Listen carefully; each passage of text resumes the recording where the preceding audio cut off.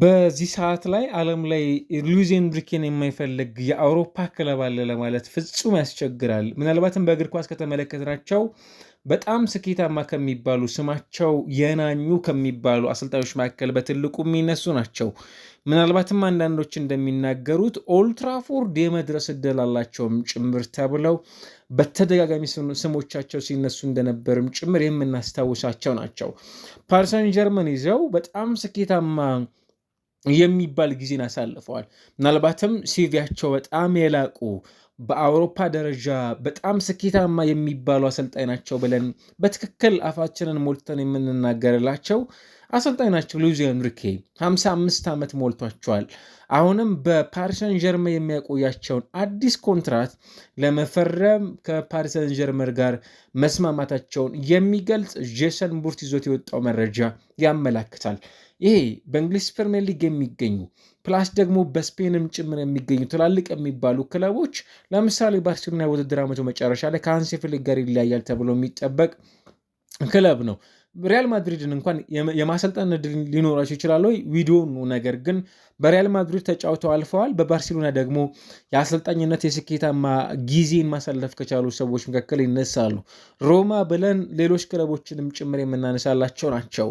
ነገር ግን በቅርብ ዓመታት የተመለከትነው የፓሪሰን ጀርመንና በተመሳሳይ ደግሞ የኳታሪዎች ባለሀብት ፓሪሰን ጀርመን ይዘው ማሳካት እንዲችሉ ያቀረቡላቸውን ፕሮጀክትን ተከትለው ወደ ፍሬንች ሊግ ካቀኑ በኋላ ብዙዎች አርጊብል ይሄ መስማማት በምንችልበት ልክ ያግባቡን አሰልጣኝ መሆናቸውንም ጭምር እናያለን። አንዳንዶች እንደሚናገሩት ለምሳሌ 2015 ሻምፒዮንስ ሊግን ሲያሳኩ ምናልባትም በጣም አስደናቂ የሚባል ቡድን እንደነበር ይታወቃል።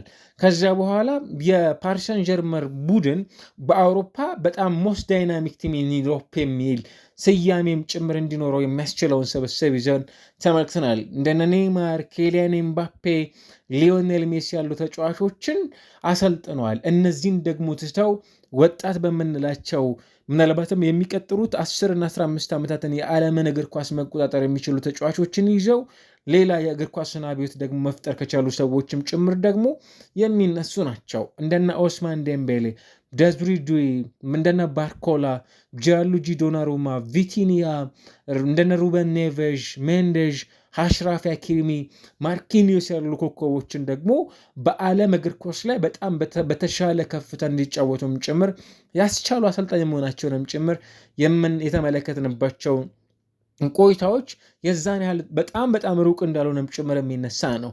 የናስር አልከለፊ የፓሪሰን ጀርመን ፕሬዚደንት ወደዚህ ቡድን እኚህን ሰው ካመጡ በኋላ በተለይም ሉዊስ ኮምፖሽን የክለቡ ወሳኝ ሰው ወይም የክለቡ ስፖርቲንግ ዳይሬክተር ይህንን ኃላፊነት ከተረከቡ በኋላ ባለፉት ጥቂት ጊዜያቶች በጣም የሚያስደንቅ የውድድር ዓመታትን እያሳለፉ ነው የሚገኙት። አዲሱ ኮንትራታቸው ሊሆን የሚችለው እስከ 2029 ድረስ በፓሪሰን ጀርመን የሚያቆያቸው ስለመሆኑም ይነሳል። ይሄኛው እንዲሁም እነሱ እንደሚሉት አዲሽናል የሆኑ የ12 ወራቶች ኮንትራትንም ጭምር የማራዘም እድል ይኖራቸዋል።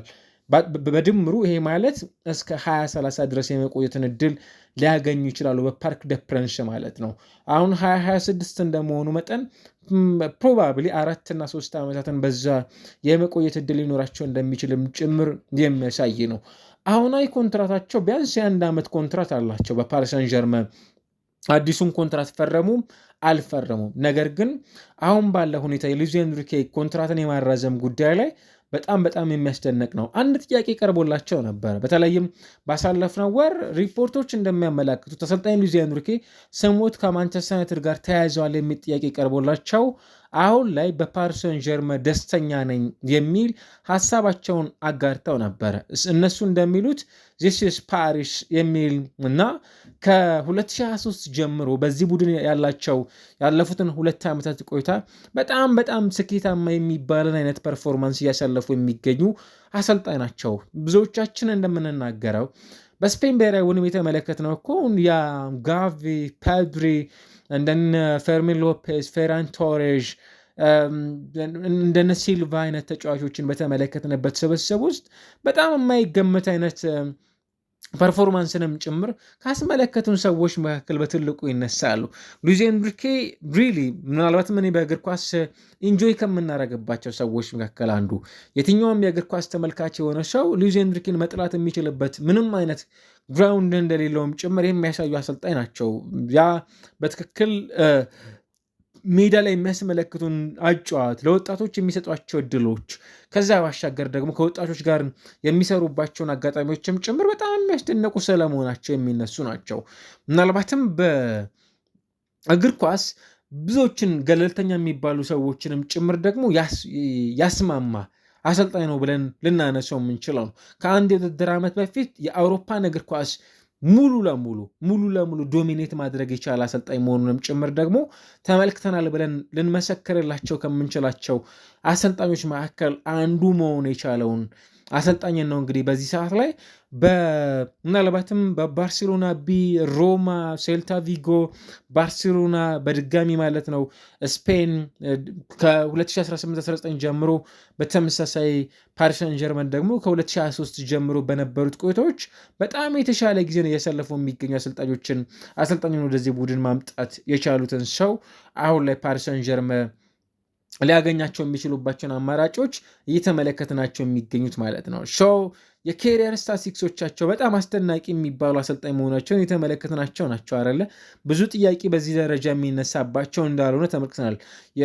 ምናልባትም ቅድም እንዳነሳ ነው በተጫዋችነት የላሊጋን፣ የኮፓ ዴልሬን፣ የሱፐር ኮፓ ዴስፓናን ከሪያል ማድሪድ ጋር አሳክተዋል። በባርሴሎና ደግሞ የላሊጋን፣ ኮፓ ዴልሬን፣ ሱፐር ኮፓን፣ ዩኤፋ ቻምፒየንስ ሊግን፣ የአውሮፓ ሱፐር ካፕንም ጭምር ማሳካት የቻሉ በተጫዋችነትም በአሰልጣኝነትም ጭምር በዚህ ደረጃ ደግሞ በትልቁ የሚነሳ ስኬት ያላቸው ሰው መሆናቸውን በተደጋጋሚ የተመለከትናቸው ናቸው። የማኔጀሪያል ስታቲስቲክሶቻቸው ለዚህ በትክክል የሚያስደንቁ መሆናቸውንም ጭምር ደግሞ የተመለከትናቸው አሰልጣኝ መሆናቸውን በተደጋጋሚ በተመለከትናቸው ቆይታዎቻቸው ውስጥ ካስተዋልናቸው ሰዎች መካከል በትልቁ የሚነሱ ናቸው። ሉዊስ ኤንሪኬ እግር ኳስ ለመዝናኛነት ለሚጠቀሙ ሰዎች፣ እግር ኳስ ምናልባትም ገለልተኛ ሆነው ለመመልከት ለሚፈልጉ ሰዎች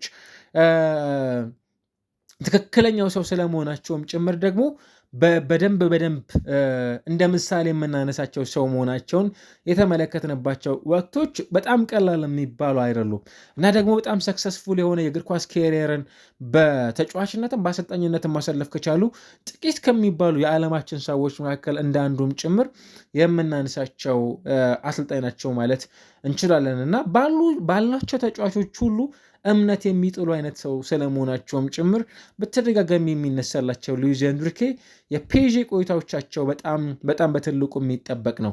አምና ብዙዎች እንደሚናገሩት ሁሉ የ9 ዓመት ልጃቸው ካረፈች በኋላ ያ በጣም ስሜት የሚነካውን እጅግ በጣም የዲያናን ታሪክ ማለት ነው ብዙዎች ይቀባበሉት እንደነበርም ጭምር የምናስታውሳቸው አሰልጣኝ ናቸውና ሉዊስ ኤንሪኬ በፔዥ የሚቆይ ከሆነ የእንግሊዝም ሆኑ ሌሎች የአውሮፓ ክለቦች የሉዊስ ኤንሪኬን ፊርማ የማግኘታቸው ጉዳይ ኦልሞስት የተጠናቀቀ ላይ ያለቀ ጉዳይ በሚመስል መልኩ እየተመለከትናቸው የሚገኙ አሰልጣኝ ናቸው። እግር ኳስ ግን ከተመለከታቸው በጣም አስደናቂ የሚባለን ፐርፎርማንስ ካስመለከቱን ሰዎች መካከል ከዚህም በላይ ደግሞ ስኬት ይገባቸዋል ብለን ከምንመሰከርላቸው ሰዎች መካከል በግሌ አንዱ ናቸው ምላቸው ናቸውና አሁን ፓሪስ ሰን ጀርመን ይዘው ወደ ግማሽ ፍጻሜ ሊቨርፑልን በደርሶ መልስ 4-0 በሆነ ውጤት አሸንፈው ወደ ቀጣይ ዙር ማለፋቸውን አረጋግጧል። ባክ ቱ ባክ የአውሮፓ ሻምፒዮንስ ሊግን የማሳካት እድል ሊኖራቸው ይችላሉ ተብሎ ከሚጠበቁ አሰልጣኞች መካከል የመሆን እድል አላቸው።